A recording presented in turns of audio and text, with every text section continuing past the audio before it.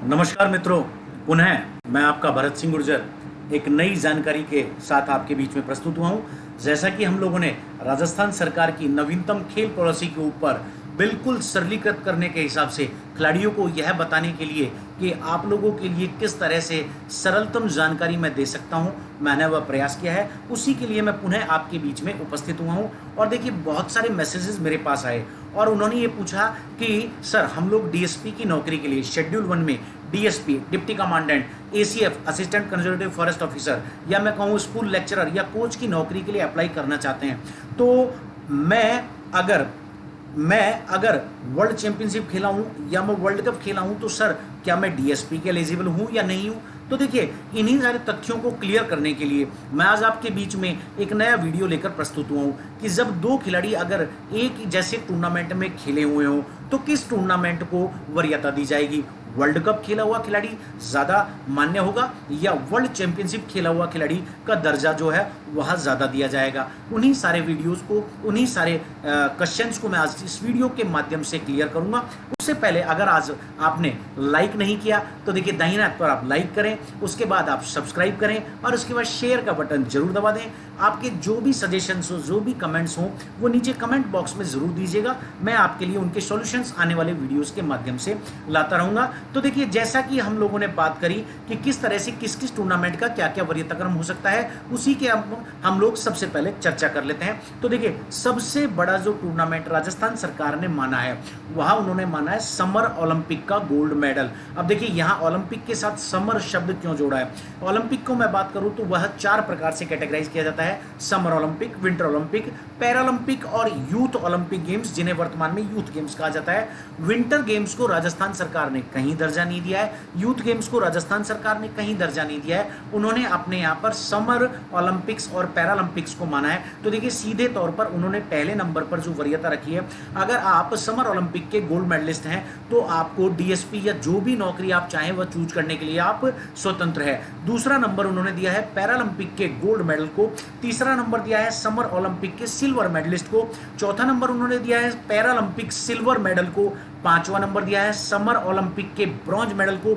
और छठा नंबर दिया है उन्होंने पैरालंपिक के कांस्य पदक को।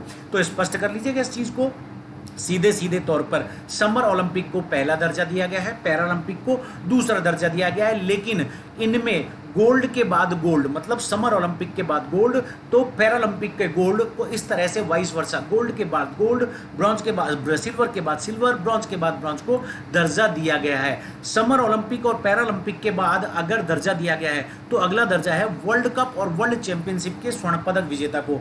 लेकिन अगर एक खिलाड़ी, मान लीजिए वर्ल्ड कप और वर्ल्ड चैंपियनशिप, मान लीजिए मैं वर्ल्ड कप का विजेता हूं, आप वर्ल्ड चैंपियनशिप के विजेता हैं, और हम दोनों क्लेम करते हैं डीएसपी की नौकरी के लिए सीधे जाकर, तो जो पहले वर्ल्ड कप का गोल्ड मेडलिस्ट है उसे वर्ल्ड चैंपियनशिप से जीते हुए खिलाड़ी के ऊपर ज्यादा दर्जा दी जाएगी।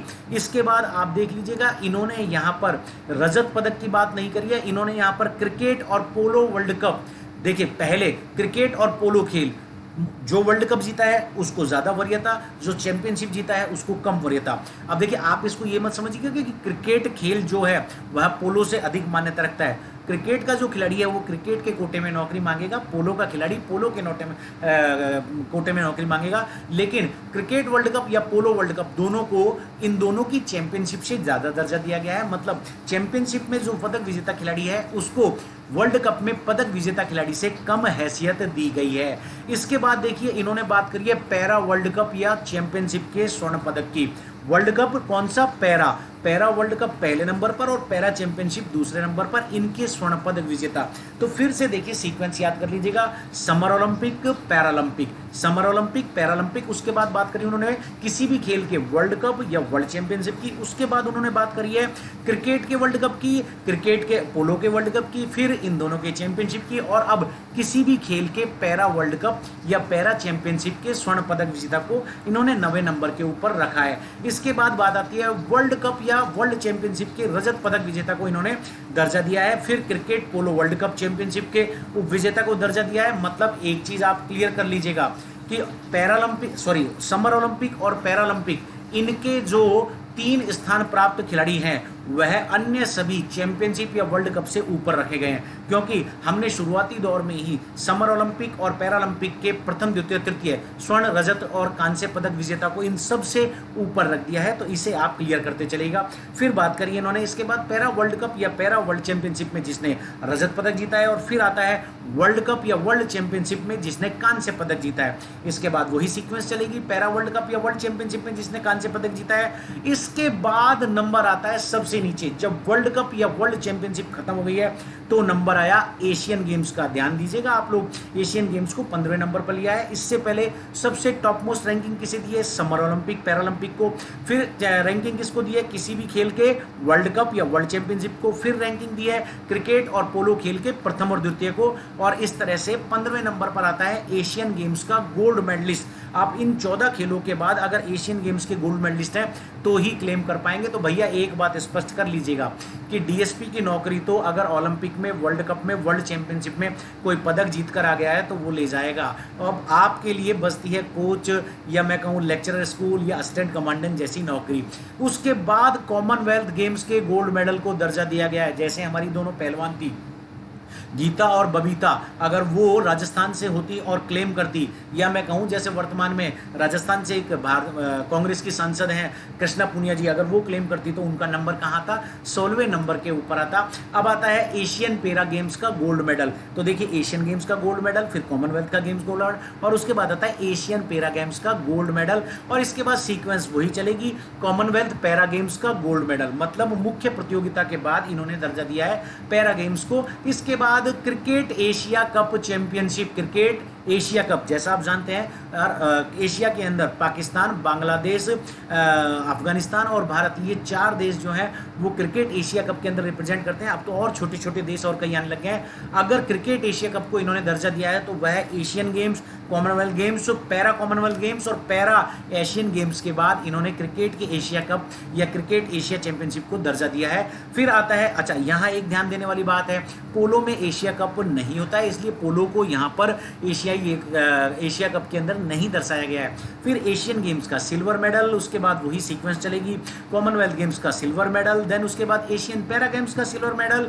और उसके बाद कॉमनवेल्थ पैरा गेम्स का सिल्वर मेडल, और फिर क्रिकेट एशिया कप का या चैंपियनशिप का रजत उप विजेता।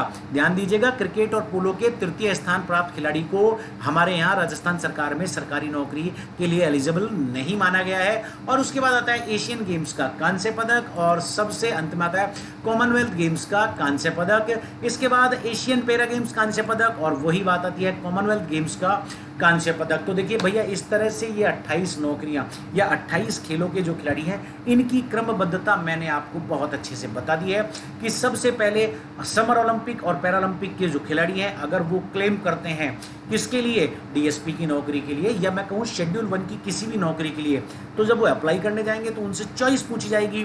तो चॉइस में जो खिलाड़ी समर ओलंपिक का गोल्ड मेडलिस्ट है उसे सबसे पहला नंबर, और जो कॉमनवेल्थ पैरा गेम्स का कांस्य पदक विजेता है उसे सबसे अंतिम नंबर दिया जाएगा।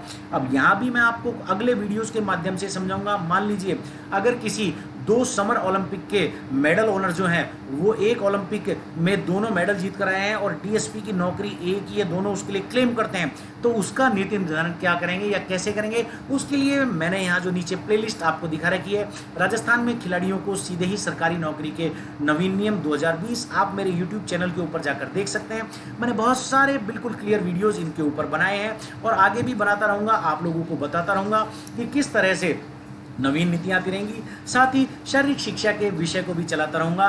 तो बहुत जल्दी नए वीडियो के माध्यम से, नए जानकारी के माध्यम से हम आपको बहुत जल्दी मिलेंगे। धन्यवाद बहुत बहुत, आपका भरत सिंह गुर्जर।